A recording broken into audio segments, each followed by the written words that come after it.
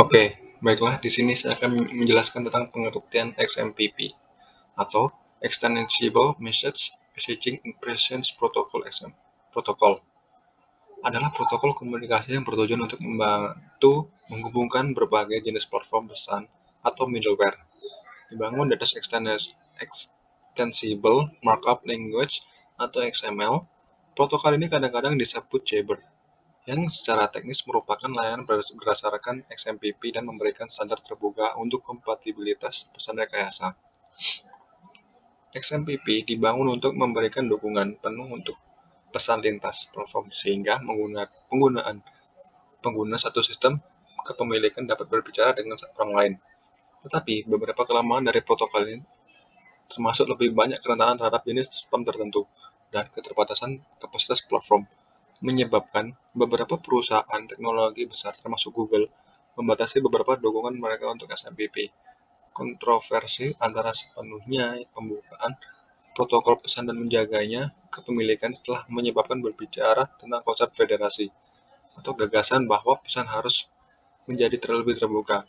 Dengan tidak adanya satu standar universal, tampaknya perusahaan mempertimbangkan lebih sedikit kompatibilitas dalam pengiriman pesan sebagai bagian dari rekayasa yang lebih luas untuk sistem pesan mereka.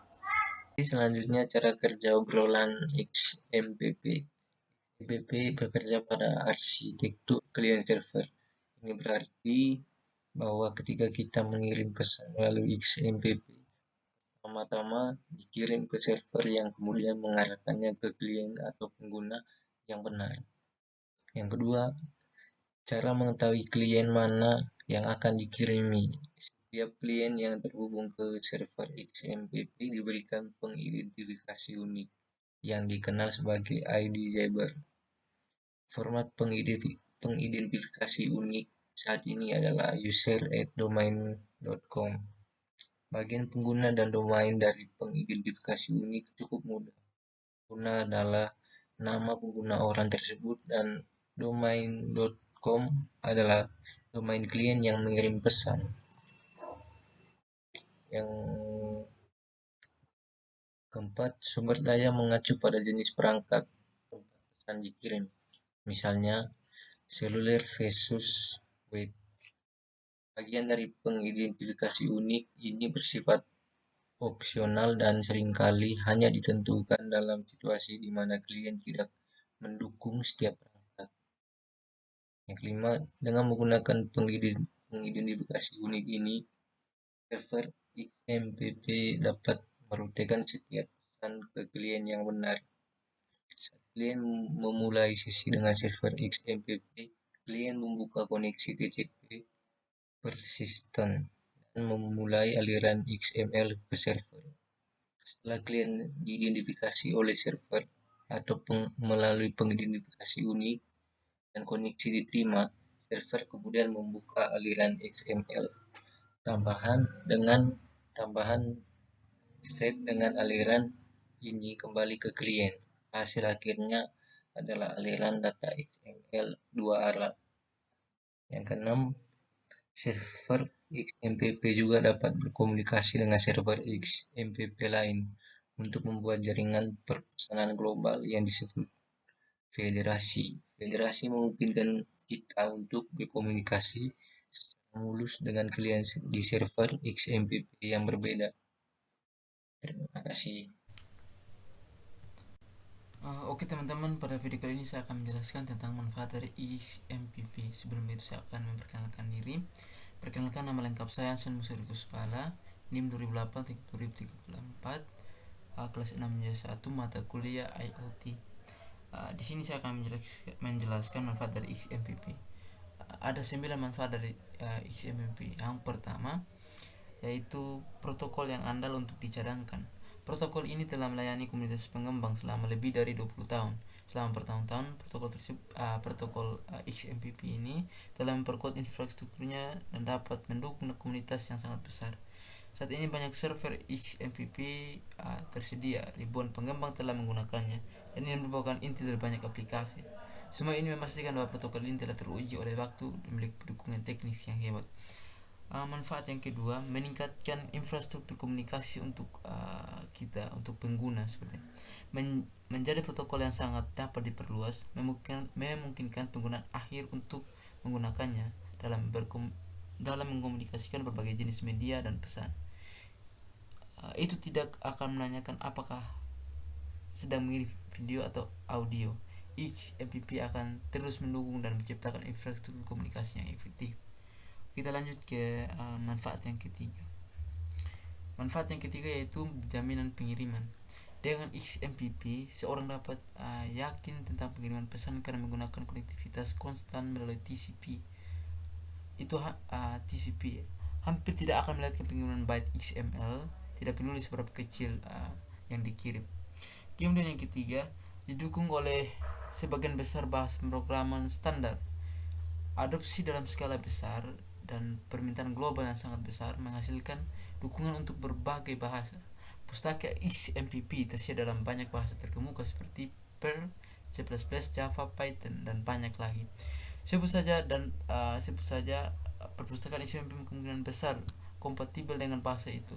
Ini memungkinkan pengembangan untuk bekerja dalam ekosistem yang kompatibel dan disukai atau yang bisa untuk dijalankan.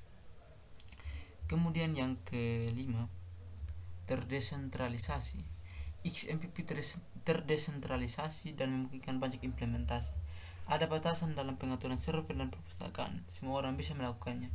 Ini memberikan lebih banyak kebebasan dan menciptakan ruang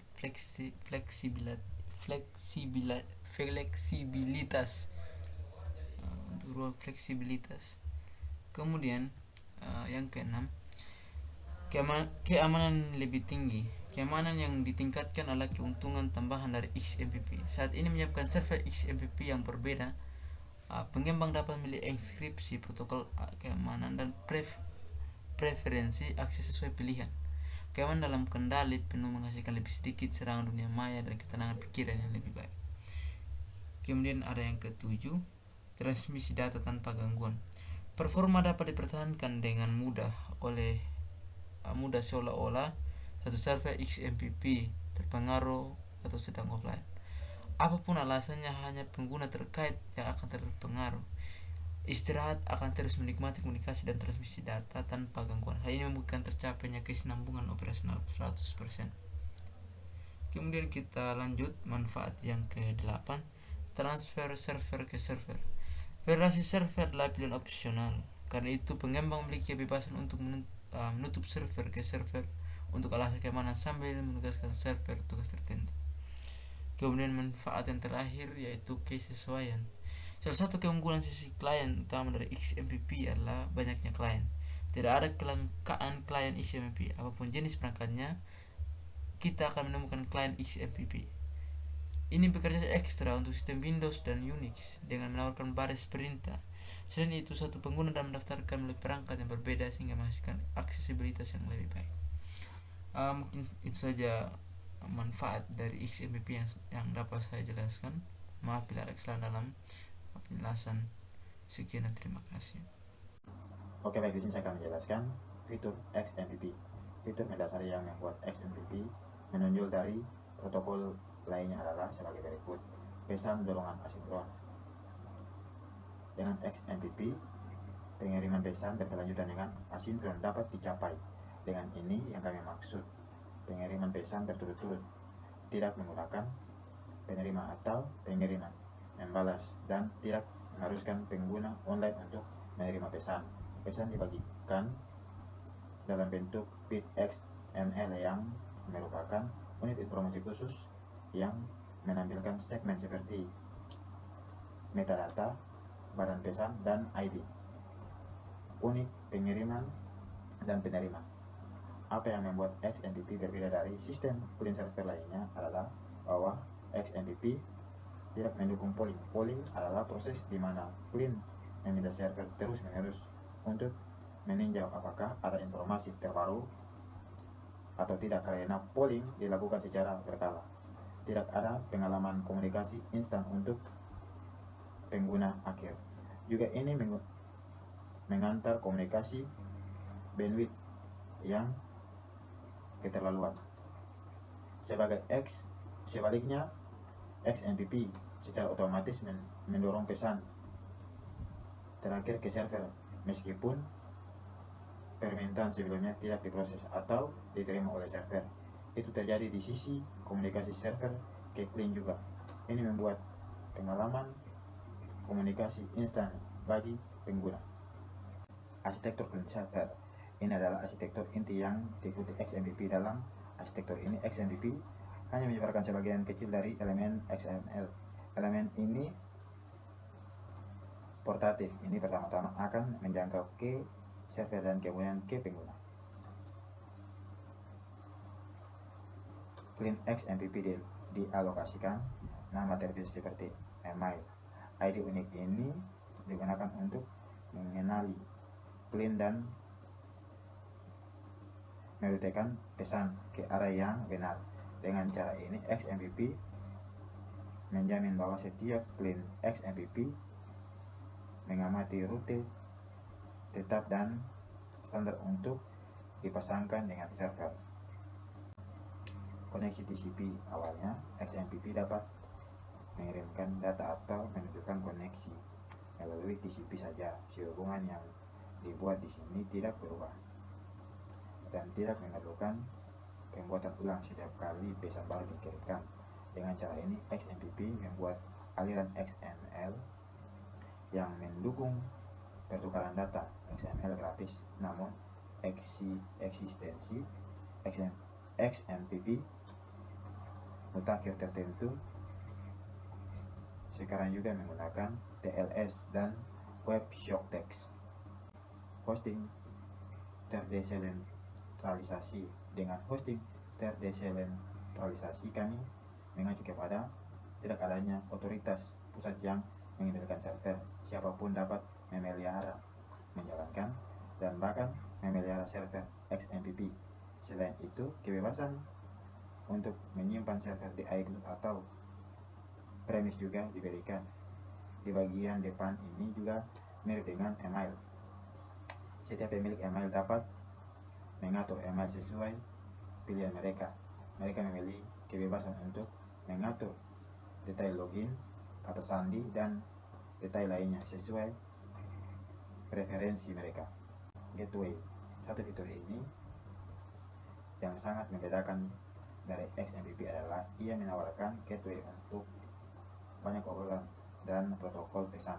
Ini kompatibel dengan banyak protokol dan dapat terhubung ke jaringan secara panjang lebar.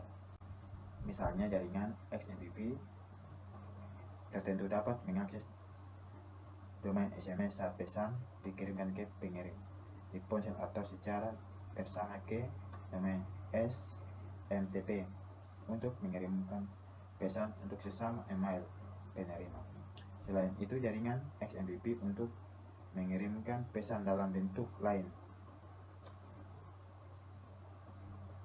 katakanlah IRC, juga dapat menggunakan protokol pesan tertentu lainnya secara bersama.